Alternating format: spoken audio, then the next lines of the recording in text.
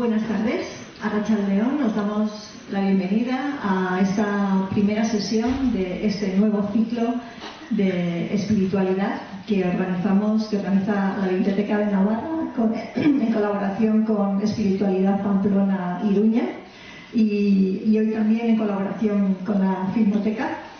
Empezamos con esta sesión, la séptima edición de estos ciclos que ahora presentará Chemi, pero la verdad es que hay que decir que para la biblioteca es siempre una garantía de éxito, porque las charlas se llenan y porque las visualizaciones en el canal de YouTube, donde quedan grabadas todas las charlas, se cuentan por miles. Es impresionante.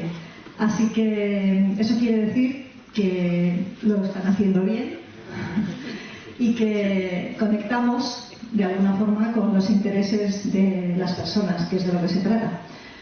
Y bueno, sin más, como ya os decía, Chemi va a presentar el ciclo, solamente que la primera de las charlas después de la de hoy será el martes, que sí, es así, se podrá ver en streaming, hoy no.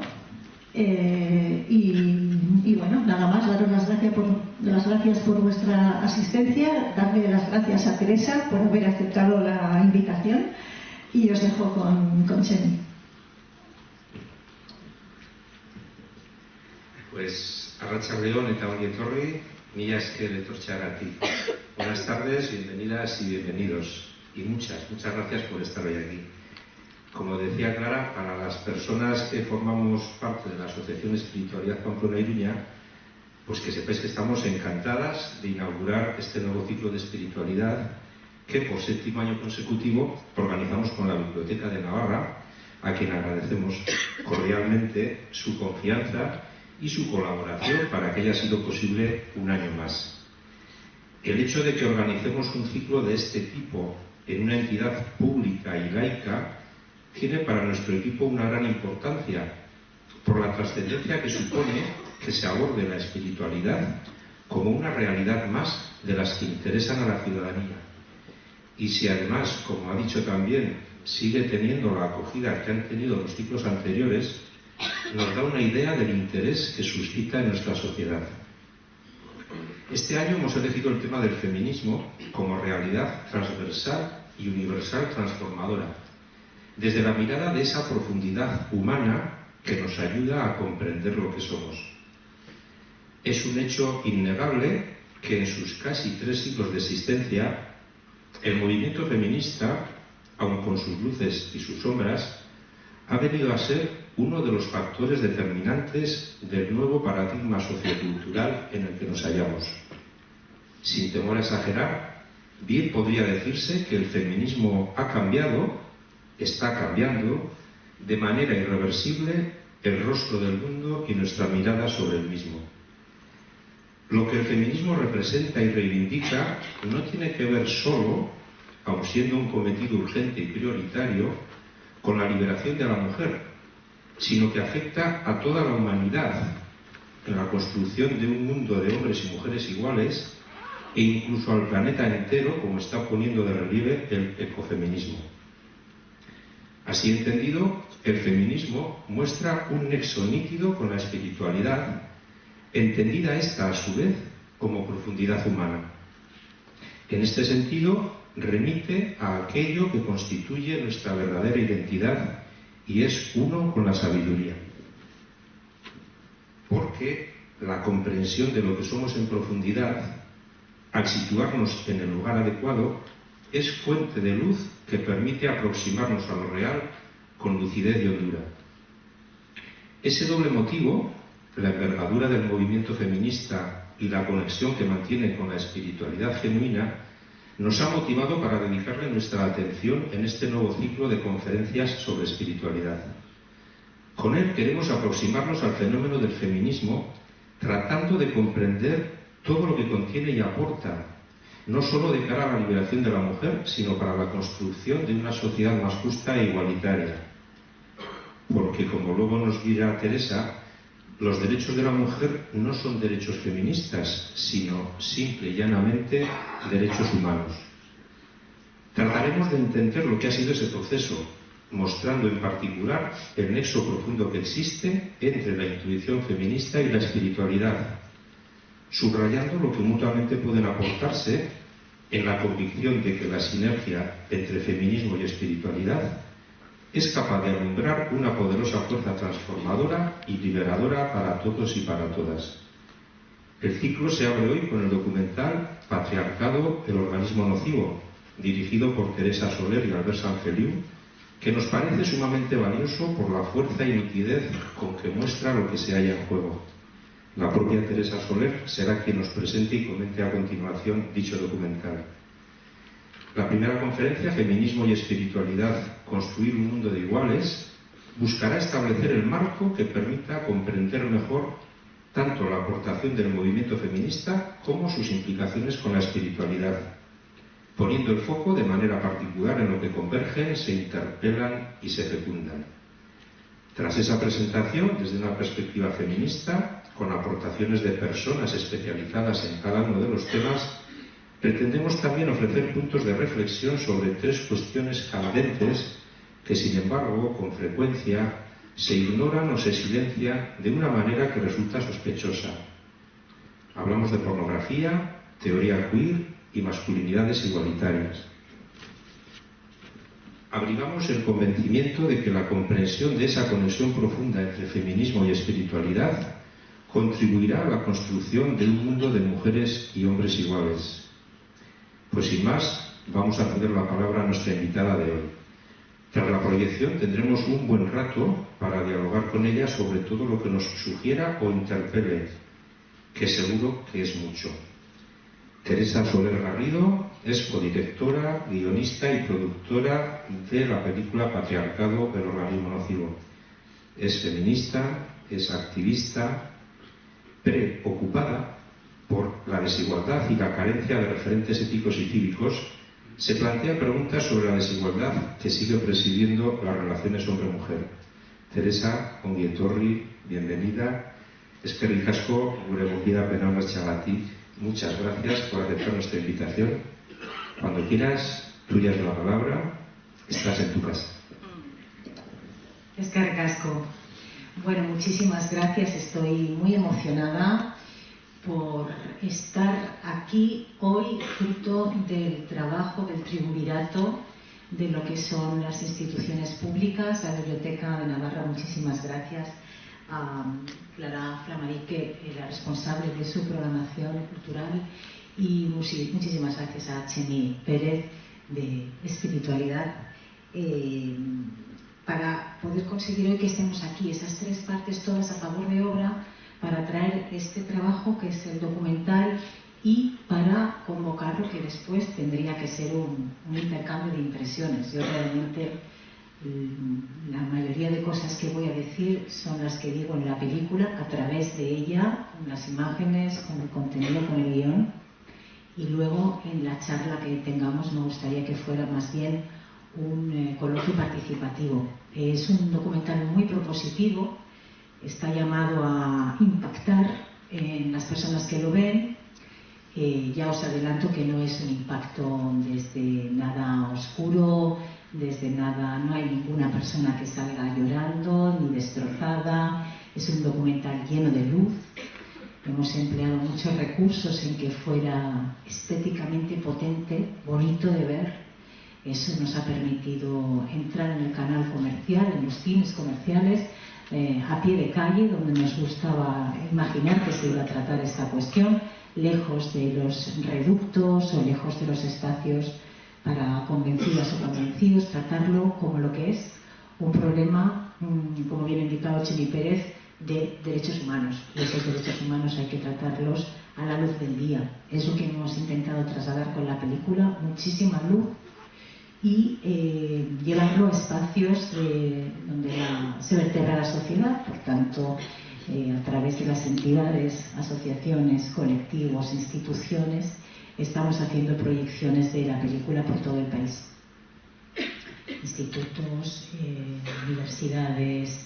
Ahora recién hemos hecho un acuerdo con el Ministerio de Justicia para llevarlo también a fiscales, jueces, juezas, En fin, es una temática que pulveriza toda la sociedad, no hay nadie que no se vea concernido por esta temática. Hablaba esta mañana con la persona encargada del área de igualdad de la Complutense de Madrid y quería llevarlo a varias facultades de la Complutense y me decía, especialmente a las que tengan que ver con trabajo social, con psicología, decía, pero llevémoslo a matemáticas, llevémoslo a derecho, llevémoslo a cualquiera de las facultades donde haya personas, porque esta es una temática que afecta a todas y a todos. Es verdad que es responsabilidad un poco de los que generamos contenidos de intentar cambiar esa mirada.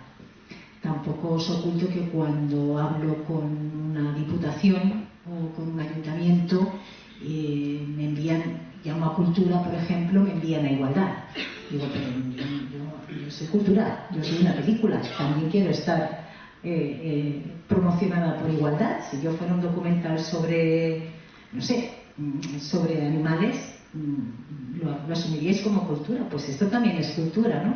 En fin, hay que cambiar entre todos un poquito la mirada para entender que es una temática, la de la igualdad, que nos afecta a todas y a todos, y eso es un poquito nuestra aportación, la que hemos querido hacer rompiendo estereotipos. No quiero haceros mucho spoiler, pero sí centrar un poco la idea que hemos tenido a la hora de romper estereotipos, quiénes son las mujeres que pueden sufrir maltrato, quiénes no, hablar de temas vinculados a la desigualdad como la tan ahora de moda pornografía, se aborda esta cuestión ampliamente en la película también, nuevas masculinidades, que mencionaba también Chemi, temas que durante el ciclo vais a poder tratar y ver en profundidad, pues también están reflejados en esta película. En fin, yo creo que os va a sorprender, eso no es un objetivo pequeño, sorprender, impactar, y a partir de aquí pues vamos a ver qué sucede, que me voy a quedar ahí atrás observando vuestras reacciones y con muchas ganas de que después me las compartáis, que sé que estoy en un espacio óptimo para eso. Viajo por toda España con la película y que vamos, que no es que es porque esté aquí hoy, pero realmente entidades cívicas que sean capaces de convocar con esa capacidad de convocatoria como la que tenéis, Chemi, en espiritualidad, hay muy poquitas, y eso es un trabajo vuestro y también de ellos, así que voy a empezar por daros un aplauso para todos vosotros y vosotras.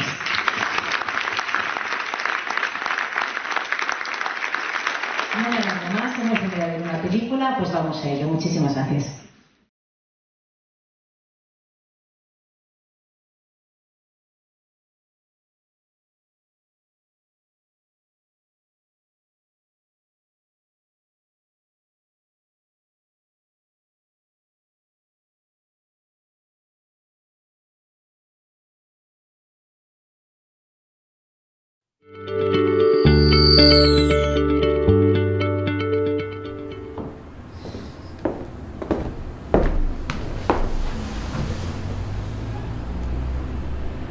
Todas las mujeres que habéis entrevistado para hacer esto son personas que han sido maltratadas y ya no viven con su agresor.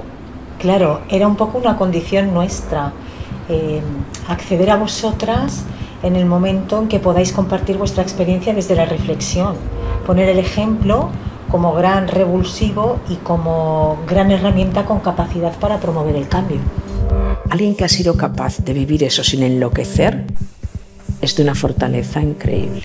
Es el patriarcado el que adoctrina y es la igualdad la que de alguna forma construye libertades. ¿Dónde deben los jóvenes de hoy en día recibir educación sexual? Es una pregunta, lo primero, muy pertinente y muy interesante. Ahora, más que nunca, tenemos que ser libres, tenemos que experimentar, tenemos que saber qué es lo que nos gusta, qué es lo que no, con qué estamos cómodas y con qué no.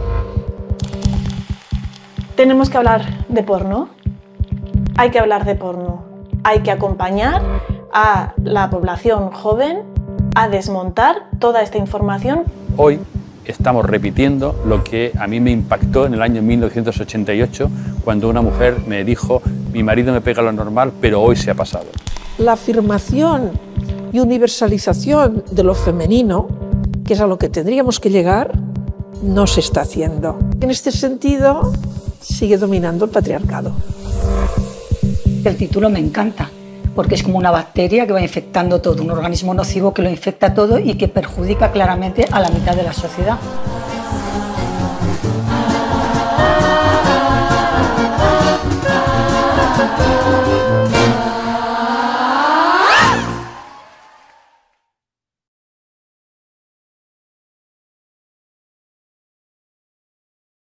Aquí estamos todas y todos un poquito para intentar recoger todas las impresiones que nos haya dejado la película, porque, bueno, pues como os decía antes, intenta ser un documental propositivo, intenta remover, porque nos ha llevado a espacios donde normalmente los trabajos que hemos visto o lo que hemos leído al respecto de estos temas pues están enfocados desde otro punto de vista. Por ejemplo, quiero recoger a Carmen Delgado, la catedrática de Psicología de Salamanca, que su testimonio es maravilloso, fundamental, para hacer algo que Albert y yo siempre intentamos con los trabajos que hacemos, que es entender, ¿no? Ese ejercicio maravilloso de la empatía, importante, no desde la conmiseración, sino desde el entendimiento profundo de cómo se gesta, en este caso, la violencia de género. Y Carmen Delgado ya nos dice, nos hace una cita del gran poeta Ángel González, ¿verdad?, que nos coloca en un lugar que no habíamos estado antes, ¿no? Yo cuando se la oí me quedé realmente noqueada cuando dijo esa cita del poema que dice: hay que ser muy valiente para vivir con miedo. Esto ya nos hace pensar en que resulta que las mujeres que han sido, diría, yo me atrevo a decir, mayoritariamente vistas como mujeres que no dan el paso, que no salen de ahí, que no tienen la fuerza o la independencia o la cultura o la autonomía o el permiso de residencia, siguen con esos hombres pudiendo no estar, ¿no? También nos explica Carmen Delgado otro paradigma importante, que es el del ciclo de la violencia de género. Ese hacernos las preguntas correctas. Yo, como por mi trabajo, sé que lo importante, son muy importantes las preguntas que nos hagamos. A raíz de las preguntas, todo lo demás, si las preguntas son correctas, lo que siga a ellas va a ser constructivo. Pero si ya nos hacemos la pregunta incorrecta y le decimos a una mujer que ha sufrido violencia de género o que está sufriéndola: ¿por qué no sales? ¿Por qué no te vas? ¿Por qué no denuncias esas campañas del ministerio, verdad? Denuncia, sal de ahí. Siempre poniendo la responsabilidad en ella, que en ese momento tiene la hierba sesgada bajo los pies y que difícilmente puede apenas atender a mantenerse con vida, ¿no? Entonces, cambiar ese foco de la mujer al maltratador, el pozo. Cuando vemos a una persona en un pozo no le decimos: ¿qué haces ahí? ¿Por qué no sales? Pero eso es lo que estamos haciendo con las mujeres que sufren violencia de género, ¿no? Les decimos que por qué no salen y por qué no se van, en vez de preguntarnos qué ha pasado para que ellas estén ahí, qué ha conducido a esa persona a llevarlas ahí y cómo ha respondido o qué hemos hecho en la sociedad que rodeaba a esa mujer que ha acabado en el pozo. Claro, el título de la película, Patriarcado del organismo nocivo, es muy ambicioso porque aborda un fenómeno que encontramos en toda la sociedad, pero Albert y yo nos propusimos abordarlo desde 3 ámbitos de trabajo que nos parecieran suficientemente abarcables para poder profundizar en ellos. Uno, la violencia de género. El otro, la pornografía, como ese agente que está hoy construyendo la mirada de nuestra juventud, que accede a verla con 8 o 10 años de media, según los últimos estudios, y que toman en la pornografía el modelo a seguir y construye esa mirada de relación ya no solo sexual con las mujeres, sino de relación personal y humana, ¿no? Y la tercera pata del trípode era la educación como ese espacio fundamental donde podemos construir o destruir la vida de las personas, la buena vida, esa buena vida a la que se refería el maestro Machado. Tengo aquí a mi compañero con un micro espléndido y a mí me encantaría que en la medida que os sintáis cómodas y cómodos os apetezca, levantaréis la mano para que él os acercase el micro y hiciéramos esto un diálogo participativo, porque bueno, por la experiencia que tenemos, Albert y yo, en los docuforos que hacemos, las reflexiones que nos llegan desde la pantalla, o desde los expertos y expertas, o desde los alumnos, ese grupo de chicas y chicos jóvenes maravilloso.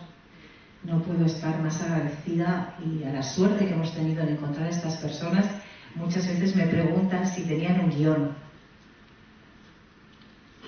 De ninguna manera tenían un guión. Nosotros hacemos documentales, no películas de ficción, entonces no podrían nunca haber quedado así de espontáneos, de sinceros, de profundos, de naturales, si tuvieran que responder a unas indicaciones que les hubiéramos dado. Ellos representan la demanda de la juventud.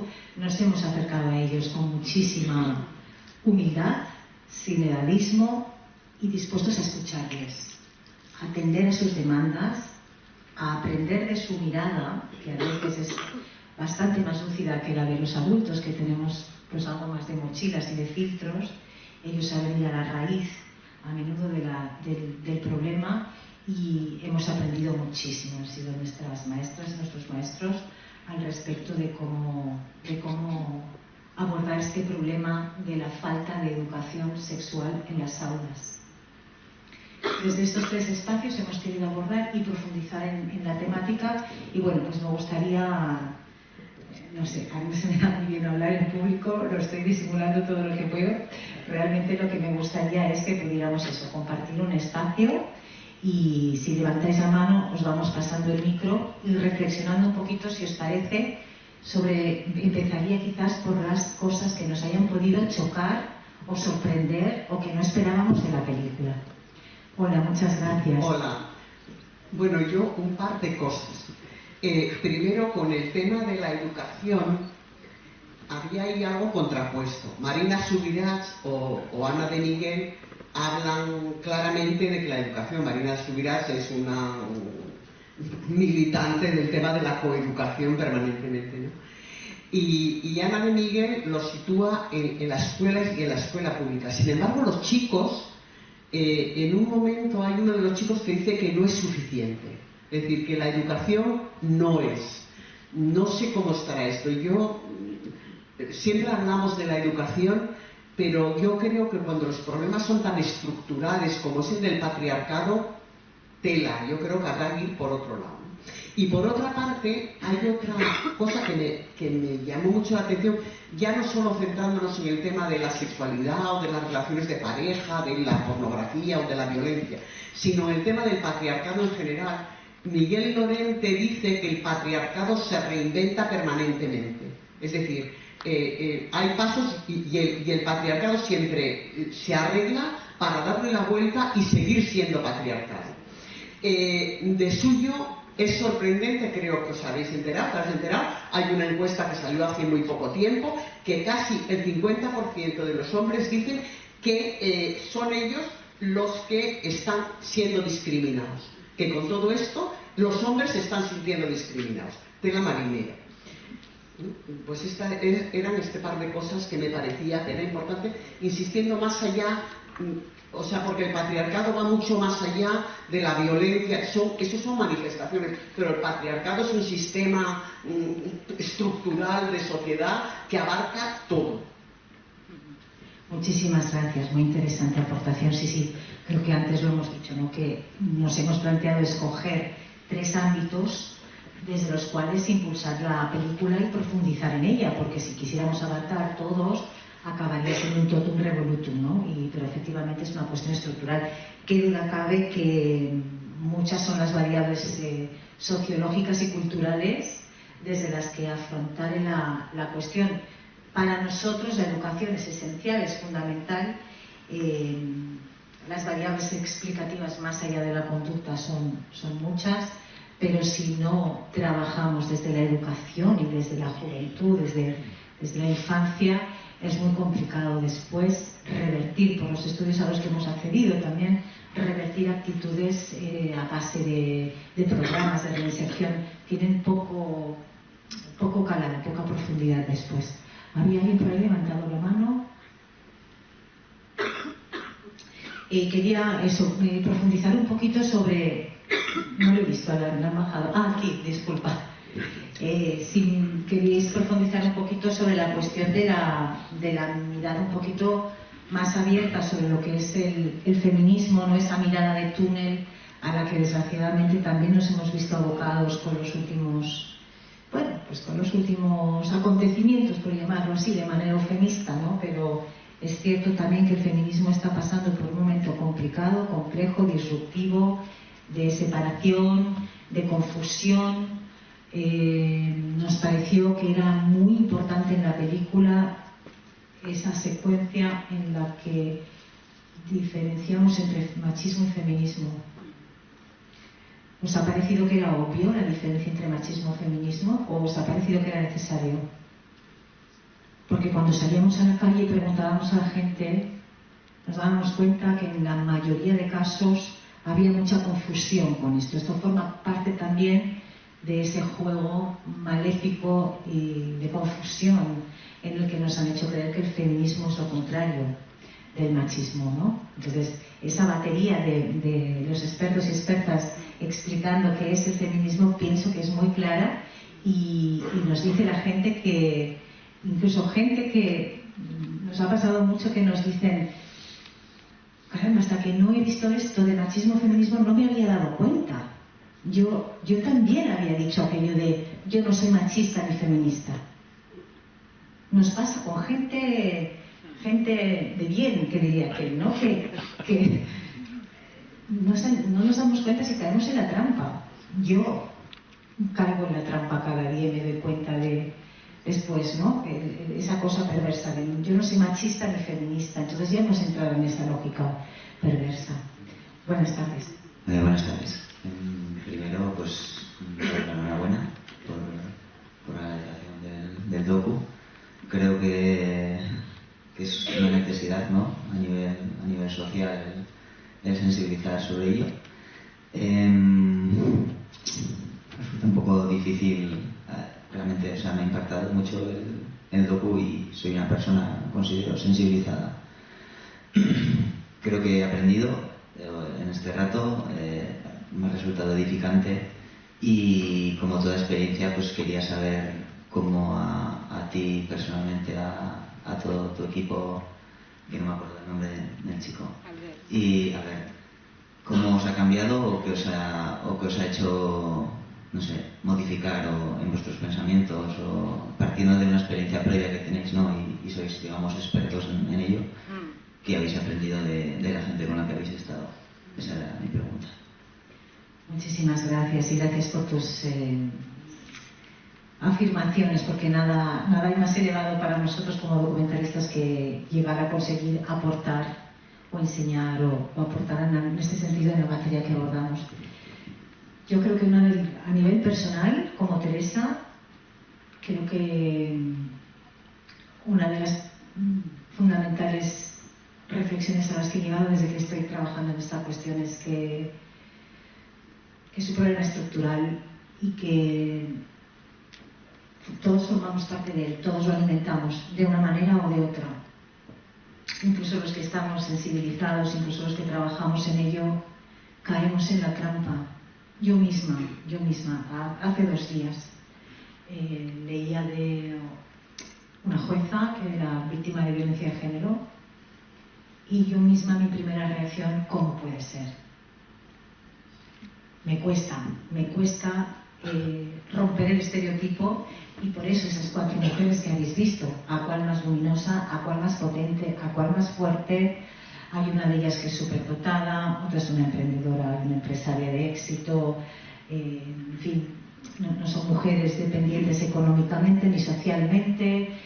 A veces nos dicen, nos falta, bueno, siempre falta en un documental, siempre falta, cada profesional elige las cartas con las que juega, pero a veces nos dicen que falta mujeres de inmigrantes o racializadas y siempre explicamos que esas mujeres salen siempre que hay una temática de violencia de género, salen ellas.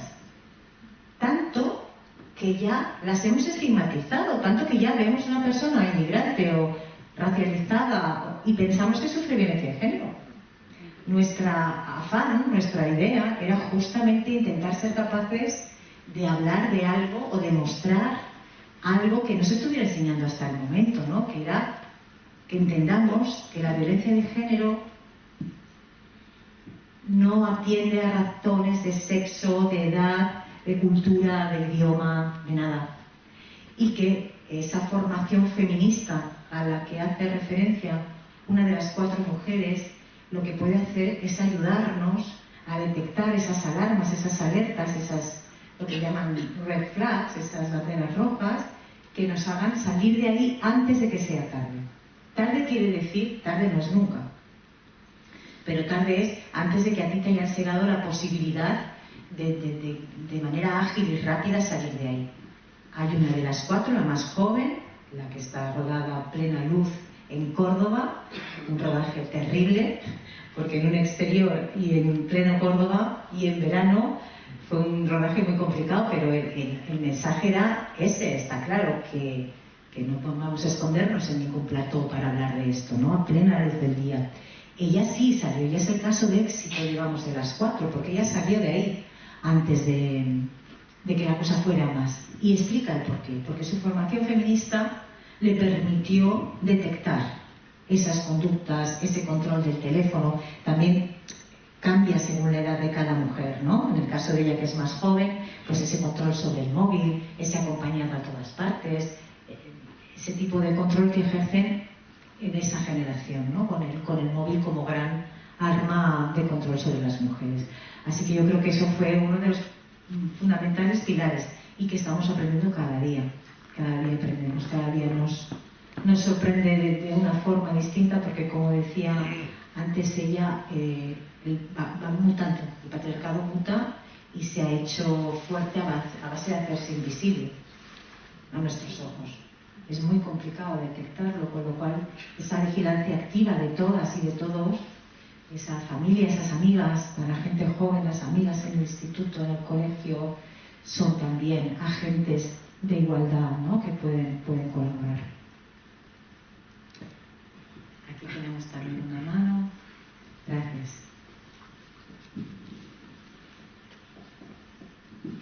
Gracias, Teresa. Yo tengo la suerte de haberlo visto 2 veces. Y bueno, sobre todo yo destacaría 2 cosas. En primer lugar, la selección de las mujeres que dan el testimonio, ¿no? De haber vivido esas situaciones tan dramáticas y sin embargo la vitalidad, la fuerza vital con la que lo cuentan, la transmisión de esa valentía, ¿no? Es una de las frases que a mí también más me gustan. Qué valiente hay que ser para vivir con miedo, qué valiente. Y me ha encantado, pero bueno, mi pregunta era por el grupo de jóvenes. Has dicho que no tenían el guión, pero imagino que estaban seleccionados. Muy seleccionados. Todo lo que habéis visto está muy seleccionado, muy trabajado y muy pensado. No hay casi nada al azar. Te lo decíamos, volviendo a la primera pregunta que hacía Pilar, y es que, bueno, estamos viendo cómo muchos sectores de gente joven están negando la violencia de género, y cómo el estudio del CIS venía a decir eso, ¿no? Como más de la mitad de los hombres jóvenes, de los chavales jóvenes encuestados, decían que el avance en feminismo les estaba perjudicando. O sea, estaba siendo... Entonces, como sé que tú estás llevando el documental a institutos, que tienes reuniones con jóvenes, que quería que nos dijeses cómo lo estás percibiendo tú, porque me parece que la muestra de este documental no sé si es suficientemente representativa. Muy interesante esto de la representatividad. Antes o después llegamos a esto de la representatividad. Mira, yo creo que el casting es el 50% ya de una película, sea de ficción o sea de documental, como el nuestro. Entonces, la idea no es buscar a unos chicos que sean representativos. La idea es buscar unas chicas que aporten con sus reflexiones. Son representativos en el momento en que ellos existen, son y están ahí y hablan desde la libertad total y absoluta. ¿Todos los chicos y chicas son así? No. pero lo que ellos dicen nos aporta y nos sirve para aprender y para reflexionar, y esa es nuestra misión. No es tanto la representatividad, que eso tiene una cuestión, un cariz más político, institucional, sino la de poner delante a personas que sean interesantes. Pregúntate si los 5 expertos y expertas son representativos. Bueno, no sé si son representativos de todos nosotros como adultos, pero lo que nos enseñan aporta. Y lo que me encuentro en los institutos normalmente, pues es que la cosa está muy complicada. Eso es lo que me suelo encontrar. Porque Ana de Miguel lo explica en la película, hay resistencias a que haya, por parte de las familias, sobre todo, hay resistencias a que haya educación sexual, afectiva en las aulas. También nos lo explica el pescador. Él lleva más de 20 años dando clases de sexualidad afectiva para niños y niñas pequeños, a partir de 6, 7, 8 años. Y me acuerdo que el día del rodaje nos contaba una anécdota, decía, de un padre que se le acercó y le dijo, oye, pero tú a mi hijo de 8 años, ¿qué le vas a enseñar de sexualidad? O sea, yo ya soy yo el padre y la madre y les enseñaremos en casa, cosa que nunca ocurre. Me gustaría que todavía alguien me reconociese que ha hablado con su padre o su madre de sexualidad. No de reproducción, no de prevención de embarazo, no de enfermedades venéreas, no. Las dudas que tienen los jóvenes y las chicas, sobre todo también con cuestiones de sexo, y que van a buscar en la pornografía. Total, este padre dice, ¿tú qué vas a enseñar a mi hijo con 8 años? Y él le dijo, pues le voy a enseñar el respeto al propio cuerpo, los abrazos, el afecto, las caricias, el respeto al cuerpo ajeno, al propio. Y entonces el padre le dijo, bueno, vale, es que eso no es sexualidad. Vaya, es que el problema resulta que es más grave de lo que pensábamos. Es que hay que ir un paso más para atrás, como con no soy machista ni feminista, ¿no? Empecemos por definir qué es machismo y feminismo, empecemos por definir qué es patriarcado, y empecemos por definir qué es sexualidad. Esa sexualidad coitocéntrica que la juventud ve en la pornografía construye su mirada, como decíamos antes.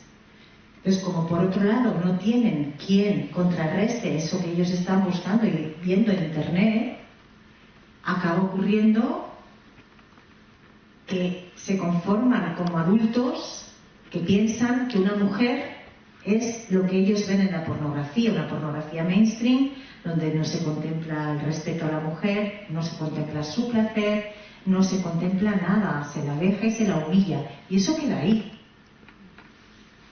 Con 8 años eso queda ahí. Con lo cual es un momento muy complicado. Los padres siguen mostrando muchas resistencias, la escuela no quiere tampoco meterse en berenjenales.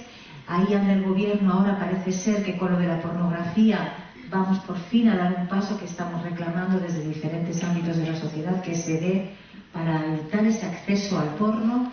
En fin, parece que poco a poco se puede avanzar algo, pero habría que contemplar, y cuando hacemos proyecciones en institutos, procuramos convocar también a las familias para trabajarlo de manera colectiva, familias, hijos y profesorado, ¿no?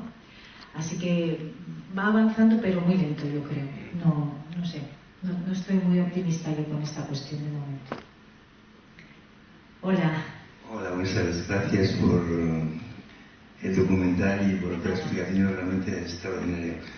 El tema que nos afecta, tú has dicho antes, no voy a repetir porque lo has comentado últimamente todos los otros temas que quería comentar, pero que es un elemento estructural. Tan estructural que llevamos los 10.000 años de historia que llevamos con ese funcionamiento, por distintas razones, pero en el cual el hombre, de alguna forma, por mantener su poder, ha buscado a lo largo de la historia todo lo que ha sido necesario para poderlo ejercer, y sobre todo en este caso con la mujer, con las mujeres.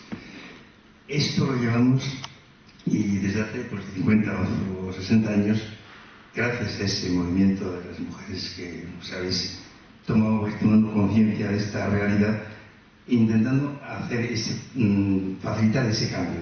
No es fácil, como tú has comentado, nos va a costar mucho.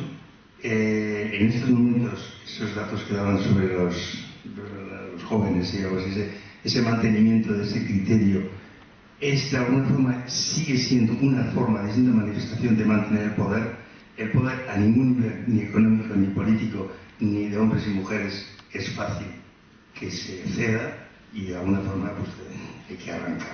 Entonces, gracias a todo el esfuerzo que estáis haciendo.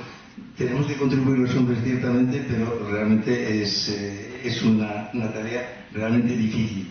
El tema de la pornografía, es decir, como un elemento, diríamos, de cara a la educación, uno de los puntos de la cara a la educación, ciertamente que es fundamental.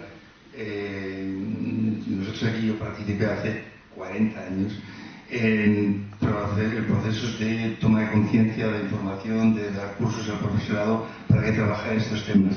Nos decían que si se hablaba de eso, los niños y las niñas practicaban. Es mejor no hablar.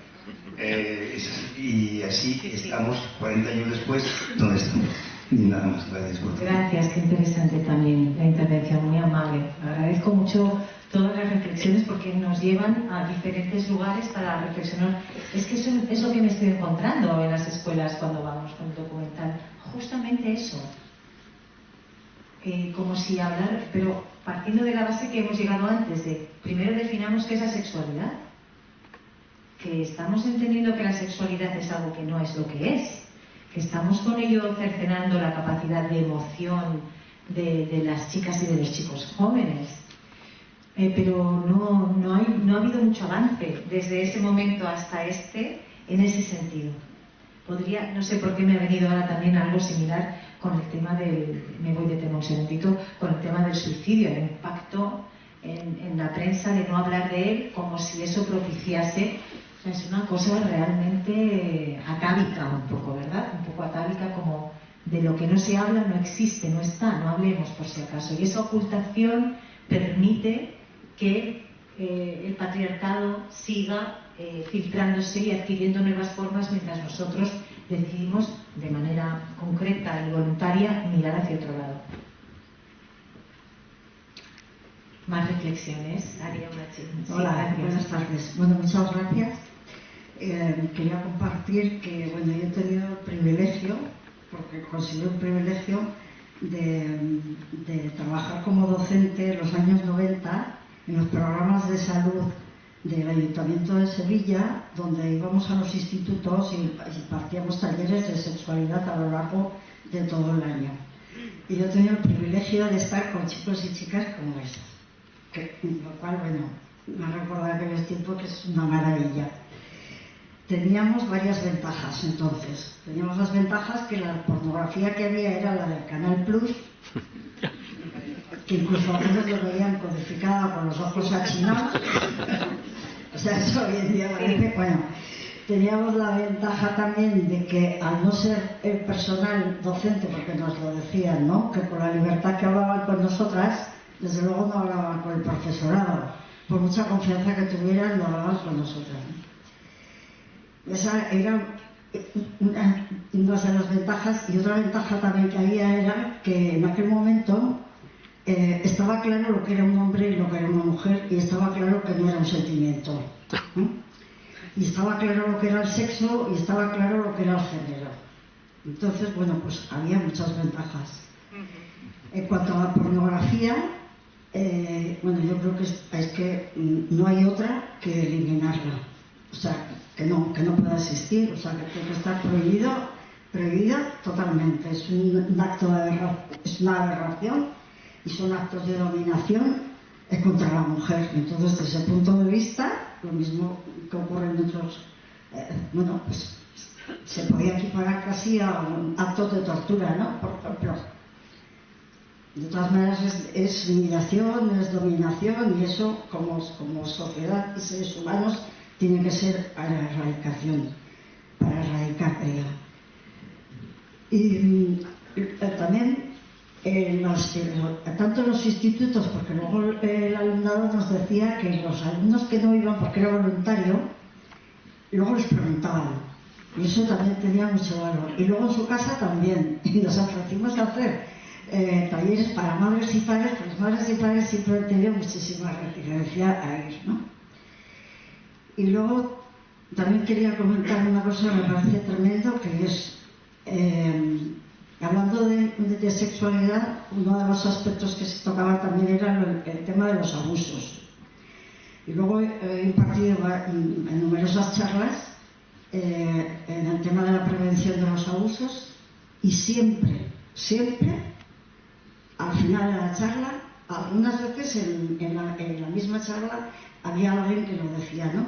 Pero siempre ha habido por lo menos una persona que me ha dicho que ha sufrido abusos. O sea, jamás he estado en una charla y no me ha venido nadie. Y eso es tremendo. Muchísimas gracias. Sí, la verdad es que nos pasa igual, y también cuando empezamos a documentarnos, a trabajar con nuestro entorno, a preguntar, y empezaron a aparecer mujeres que habían sufrido violencia de género que yo no sabía que estaban en mi entorno. Es algo que se sigue llevando de manera callada, velada y estigmatizante por esas cosas, sí. Realmente es así. Esos talleres son imprescindibles, pero nosotros apostamos más por una formación reglada, habitual. La mayoría de chicas y chicos, cuando estoy con alumnado, les pregunto, han hecho un taller. Normalmente con esa mirada estigmatizante hacia la sexualidad, prevención del embarazo y sobre las enfermedades venéreas y tal. Casi nunca la mirada luminosa hacia las relaciones sexuales como una relación entre personas de amor, ¿no? De respeto, de placer. Pero un taller, en catalán decimos una flor no fa primavera,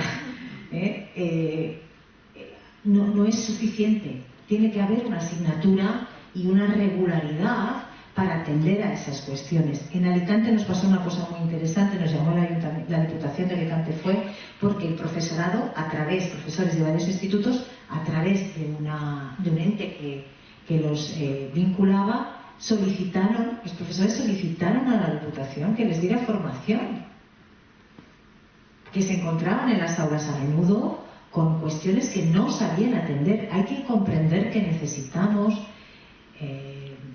contar con los profesionales, con especialistas, igual que los hay para otras asignaturas. Nunca se nos ocurriría que la profesora de historia de mates, pues una charla sobre sexualidad entre una madre y un hijo, un padre, una hija, tiene unos parámetros de actuación, pero son muy distintos de los que puede tener con un profesional. Ya no con un profesor, que no deja de ser la autoridad, sino con un profesional que va a la escuela y con lo que ese alumno se siente liderada para poder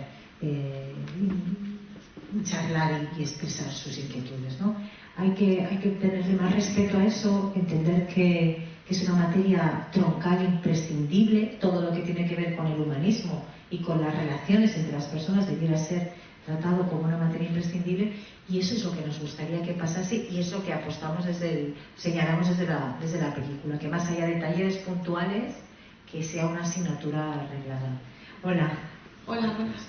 Bueno, enhorabuena, me ha gustado muchísimo. Y yo quería hacer un par de comentarios acerca de unas puntualizaciones que ha hecho, creo que era la catedrática de psicología, que hablaba de para mí, la importancia de poner los cuidados y la educación afectiva en el centro, sobre todo, bueno, tanto para hombres como mujeres desde que son pequeñitos, porque si hasta que no se rompa, ¿no?, el camino de la autorrealización de la mujer, o sea, decir, el camino, digamos, el hecho de que tengan que recargar sobre ella todos los cuidados para llegar a la autorrealización, porque en el momento que eso se corta, ¿no?, que se ponen límites, se genera la culpa, ¿no? Y muchas veces la culpa, el hecho de decir no y decir, bueno, pues este es un límite, primero me pongo yo y mis propias necesidades para luego poder atender a los demás.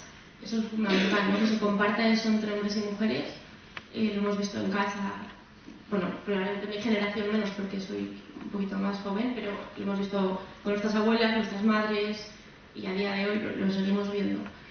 Lo importancia de los cuidados y la educación afectiva igualitaria. Y luego, para mí también fundamental, el hecho de la responsabilidad que tenemos como sociedad de identificar, señalar y dar recursos a las víctimas que están en estas situaciones, porque efectivamente toda la responsabilidad del cambio y de la denuncia o del salir de ahí no puede recargar sobre una persona que probablemente está totalmente anulada.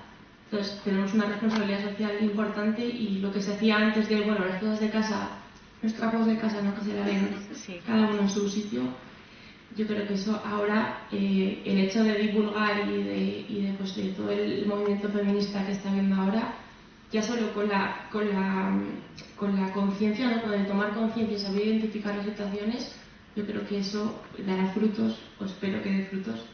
Eso es una inversión a largo plazo, o sea, eso no es algo de un día para otro. Entonces, probablemente todas las políticas que hay ahora de igualdad, pues quien pretenda que haya frutos de aquí a un mes, pues para mí es un ejercicio de ignorancia absoluta. Pues bueno, muchas gracias. Pues muy interesante, muchísimas gracias. ¿Verdad que Eric en la película lo habla, ¿no? El legado de los cuidados, cuando habla de su hijo, Otto, lo que Eric pretende dejar a su hijo es el legado de los cuidados. Mientras estemos nosotras ahí enganchadas con eso, en fin, podríamos abrir aquí varias líneas entre eso, la prostitución, mientras las mujeres podamos seguir, un señor pueda seguir pagando por tener sexo con una mujer, ¿a qué igualdad aspiramos? ¿Cómo pretendemos que nos sigan viendo como iguales? Sí, son temas complejos, son temas complicados, pero hay que irlos abordando. En todo caso, si la educación, siempre pienso en este oxímoron, ¿no? Si es muy cara la educación, ¿cuánto nos cuesta? ¿Cuán cara nos cuesta la ignorancia, ¿no? Creo que el coste es bastante mayor. Hola, buenas. Hola. Llevo este rato, me voy a confesar, llevo un rato en el que he vivido resistencias durante el diálogo, apertura, y quiero agradecer porque me está siendo muy rico. Gracias, tengo que cortarte, por favor. Es que esto no hubiera sido posible sin la Asociación Espiritualidad Pamplona Iruña, sin la Filmoteca de Navarra y sin la biblioteca. Estoy aquí por eso, ¿no? Entonces, de verdad, otra vez aprovecho para agradecerles que hayan puesto tantísimo trabajo, porque detrás de esto, supongo que os imagináis la de esfuerzo, de coordinación, de trabajo, en fin, no, muchísimas gracias. Disculpa que te haya cortado. No pasa al revés. Quiero agradecer muchísimo el poder estar haciendo este camino por dentro. Soy educadora de toda la vida, porque ya soy mayor, de escuela reglada, y al principio he tenido sensación de autodefensa, como de sacar la mano, porque tengo sensación últimamente de que nos cae todo, nos toca todo, y un poco saco la mano como diciendo, paren, que nos estamos un poco... Y luego al revés, he sentido que la escuela somos todos y todas. Y he sentido por dentro esa posibilidad desde la espiritualidad de lo que llevamos trabajando nosotros y nosotras desde hace un tiempo largo. El intentar, con dificultades de apoyo muchas veces, el intentar ahondar y abundar desde el trabajo con el profesorado y desde el trabajo con el alumnado en el conocimiento propio, en el autorrespeto, en el desarrollo de dentro hacia afuera de la persona, en el reconocimiento de esa dimensión espiritual en la que nos encontramos, y ahí se genera siempre vínculo y no se genera lo tuyo, lo mío, daño, desde la que nace el cuidado, desde dentro. Y no lo digo como teoría, estamos creando un módulo, por ejemplo, nosotros de trabajo, de desarrollo personal, socioemocional, en la medida en que nuestras posibilidades lo están intentando llevar adelante. ¿Y por qué digo todo esto? Pues porque me he dado cuenta que esto al final lo estábamos compartiendo, y que era muy chulo. Que no era cuestión ni de defensas ni de nada, sino de creer que esto estructuralmente es difícil, pero lo más grande es que la persona desde dentro, lo que hemos dicho, hay mucho valor, hay mucha capacidad y hay mucha posibilidad. Entonces, no, solo era eso, compartir desde dentro el viaje que he hecho por dentro de este reto y la gozada de haberlo hecho tan compartido, ¿no? las resistencias que en mí misma se generaban, que son las que se generan en las personas, pues porque creo que todos y todas tratamos de trabajar y antes pues con el límite y con la posibilidad que tenemos. Y me he sentido como esas personas, sonriendo y diciendo, ¡jo, que va! Gracias, es una posibilidad. Muchísimas gracias por tu viaje y por llevarnos en él. Ha sido un placer viajar contigo. Y además es que has dado en otro de los puntos clave de la película, que era poner a disposición de los espectadores las conductas de personas inspiradoras, de conductas, no quiero decir ejemplares, pero ya lo he dicho. Es decir, que el ejemplo de ellas y de ellos nos suponga un acicate, recalcar los cimientos, ¿no? Sobre eso. El cartel de la película, me giro porque a menudo en las proyecciones dejamos el cartel puesto y no era posible, pero el propio cartel de la película, no sé si os habéis fijado, es un cactus que, pues claro, simboliza el dolor, lo árido, pero del cual salen 4 flores. Y hay unas manos que representan a toda la sociedad, que sustenta todo eso, ¿no? Claro que se puede florecer, claro que se puede salir de ello, claro que hay que acceder a esas mujeres en el momento en que lo hemos hecho nosotras, desde su experiencia reflexionada.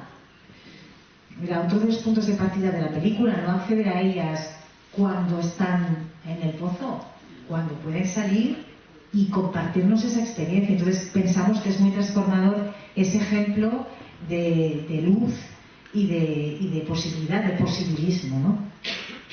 Tenemos tiempo para una intervención más, porque me han dicho que teníamos que terminar al 4, son ya, me voy a tomar 5 minutillos extra, voy a ser un poco abusona porque hay una chica que quiere intervenir. Hola, gracias. Hola, buenas tardes. Reteniéndome, digo, bueno, pues allá voy. Gracias. Solo quería contar una experiencia que es alrededor de, con mis hijas y mi sobrina recientemente, las navidades que da para la conversación, qué está pasando en sus relaciones, personas que sí que están sensibilizadas con el tema tanto del feminismo y sus parejas que también de alguna manera hacen su trabajo. Bueno, ¿qué ocurre cuando llegan a la convivencia juntos? Hay un tema de privilegios ahí que está ocurriendo, que cuando llegan a la convivencia no hay manera de que eso llegue a buen fin. Acaba muy pronto, porque son parejas que llevan años, ese caso es así, parejas que llevan años, que deciden empezar y resulta que a los 6 meses, al año, dicen, oye, esto es inviable. Entonces, es un problema que está pasando con las chicas y que, bueno, es ponerlo también así, es ponerlo, ¿no? El tema de los privilegios. Claro. También lo ha comentado antes alguien que intervino, hablando de cuánto cuesta para algunos hombres salir de esa zona de confort, de esa zona de privilegio. Carmen Delgado lo menciona en la película también, el patriarcado nos afecta a hombres y a mujeres. Claro, nosotras nos llevamos a peor parte, pero también a los hombres. ¿Os acordáis de Eric Pescador, el sociólogo y sexólogo, diciendo, yo fui educado en un modelo de hombre en el que no me sentí identificado? ¿Os acordáis de Marina Subirats contando que las mujeres en África, cuando el bebé es un niño, rápidamente cuando se pone a llorar les da del pecho a las madres?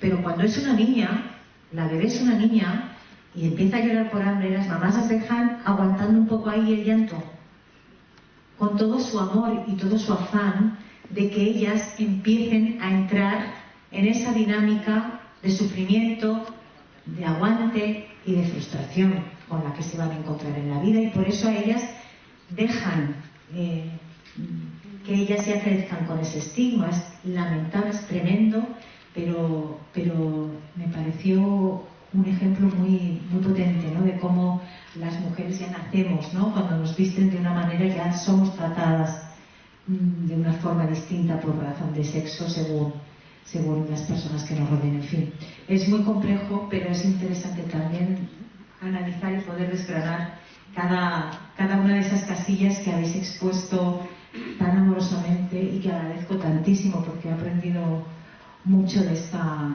tarde que hemos compartido. Agradezco sobre todo lo más importante que me habéis dado, vuestro tiempo. Ya, si además, como lo habéis hecho, habéis estado tan atentos y tan entregados y esas caras de sonrisa que veo y que me regaláis, pues bueno, hacen tardes como esta, hacen que mi trabajo valga la pena. Reiterar a las instituciones que han puesto, junto con las asociaciones cívicas Espiritualidad Pamplona y Iruña, se han puesto a favor de obra y han colaborado para que esta tarde fuera posible. Y bueno, si ha sido útil para vosotros, yo me vuelvo a Zaragoza feliz. Muchísimas gracias.